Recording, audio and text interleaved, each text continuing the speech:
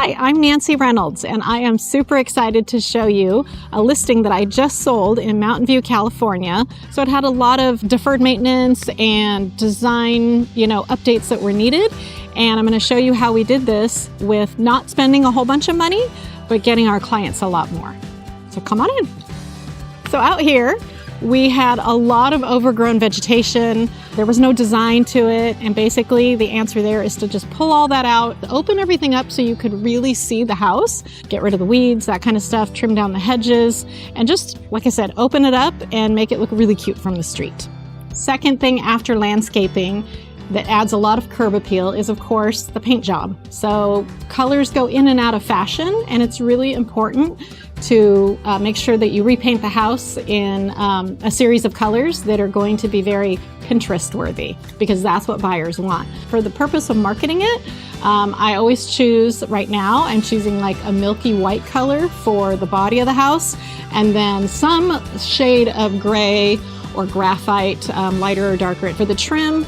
I think you could see out in the front we had shutters, and so those shutters are the same trim color. And then we always want a door that has a nice pop of color. Also, we always like to change all of the exterior lighting. These are small things. These lights don't cost very much money. I think there's maybe 6 on this property. Now they all match, they're all modern, and people really like them. Also, one more thing is the house numbers.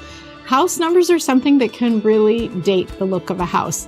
These are very trending right now, and so that's what we're putting on everything. Again, very, very low cost, a few dollars for a handyman to put it up, and all of a sudden, you're competing with brand new houses. Well, welcome to this cute little Mountain View home. This is a 3-bedroom, 1-bath house. The biggest thing was the flooring. We had carpet that was probably at least 20 or so years old. And originally we were going to just put in an inexpensive brand new carpet. It would be clean, it would be new, it would be fashionable, and not very expensive, right? As we pulled up the carpet, we discovered that there was actually hardwood floor. So we decided to spend a little bit more money and have those hardwood floors sanded and refinished. Coming on into the kitchen, new light fixtures throughout, coordinated with the light fixtures that we put on the outside. Everything has a very cohesive design so that when a buyer walks through, their experience is that this is a completely finished, updated house. Now, the kitchen. This is always such a focal point for every buyer, right? They say that the kitchen is the #1 room that sells a house. We have a small kitchen. We were not going to tear out walls and put in new cabinetry and all that. 1, it takes too much time, and 2, it costs a lot more money. But what can we do quickly and inexpensively? We can change out counters. This used to have some kind of Formica counter. Again, probably original with the house from the 50s. We put in quartz counters. Just a nice white with some silver speckles. Paint job.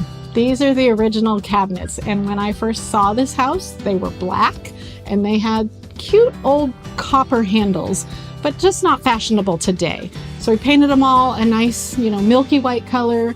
We put on handles, they're acrylic with oil rubbed bronze, that, and new appliances. And it looks like you have a brand new kitchen.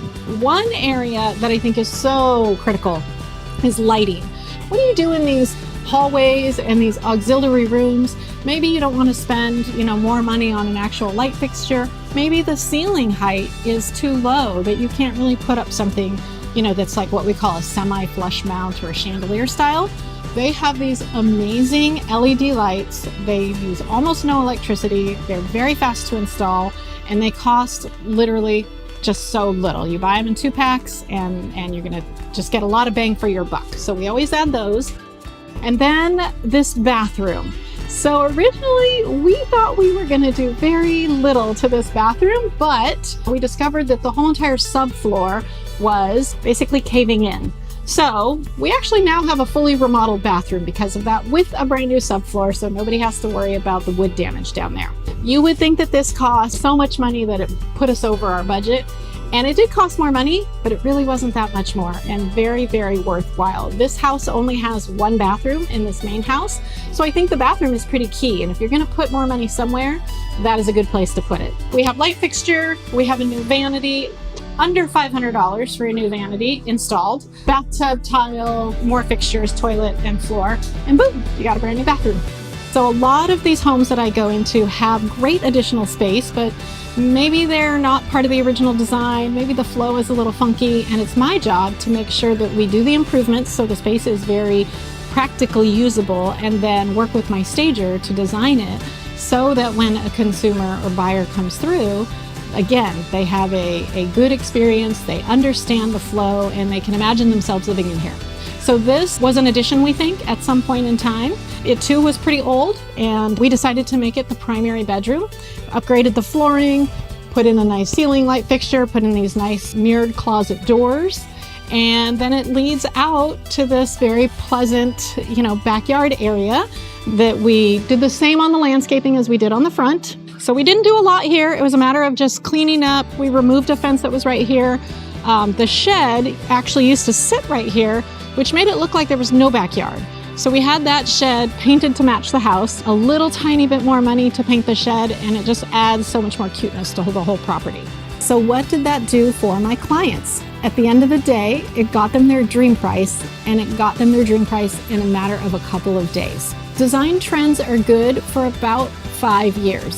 So I always recommend, if you're thinking about making a move and you know that you're going to want to go through this process so that you can ensure that you get the highest possible price, why not make those changes while you're still living in the house and enjoy them? It's never too early to talk to a real estate broker and find out what is the best timing and the process for you. It's never too early to learn. So if you have any questions, feel free to reach out to me.